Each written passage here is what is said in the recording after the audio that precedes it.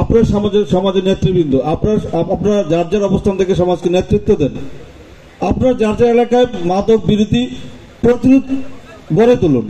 এলাকার জনগণকে নিয়ে আপনারা তাদেরকে প্রতিরোধ করুন, তাদেরকে ভালো করুন, তাদেরকে বোঝান।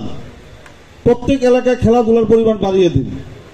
আপনি দেখবেন যে একটা ছেলে মেয়ে যখন খেলাধুলার দিকে ধাবিত হয়ে যাবে, এখন কিন্তু খেলাধুলা বলতে গেলে কমে গেছে। এখন সবাই মোবাইল টিপে, মোবাইল ছাড়া কিছু বোঝে না। আমরা সময় কিন্তু এসব ছিল না, আমরা মাঠে গেছি, খেলাধুলা করেছি।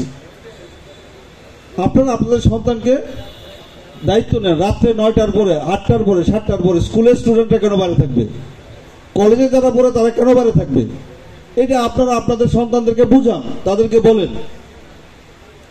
আমি মনে করি অর্ধেক কাজ সহজ হয়ে যাবে। আরেকটা বিষয় হলো যে আমার কাছে খুব কষ্ট লাগে, আমি চরের সন্তান।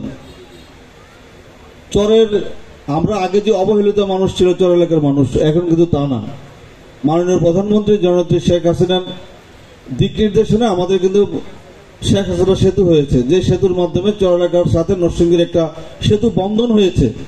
যেখানে আগে জমির দাম ছিল 5,000 টাকা ডিসিমেল, ওইখানে 5 লক্ষ টাকা ডিসিমেল। যেখানে 10,000 টাকা ডিসিমেল ছিল, এখানে 10 লক্ষ টাকা ডিসিমেল ছিল। এটা আমাদের বুঝাতে হবে। আমাদের এখানে চরে অনেক চেয়ারম্যান মহোদয়গণ আছেন, আমি আপনাদেরকে অনুরোধ করবো চর এলাকার মানুষদেরকে এটা বুঝান। এখন কিসের টেটা যুদ্ধ? এখন কি টেটা যুদ্ধের যুগ রয়েছে নাকি? এখন মাননীয় প্রধানমন্ত্রী 2041 সালে স্মার্ট বাংলাদেশের ঘোষণা দিয়েছেন। এখন আমাদেরকে স্মার্ট হতে হবে।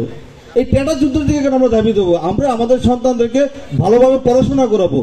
মাননীয় প্রধানমন্ত্রী যে সুযোগ সুবিধা আমাদেরকে চর এলাকার মানুষদেরকে দিয়েছেন, আসুন আমরা সবাই ওই দিকে ধাবিত হই।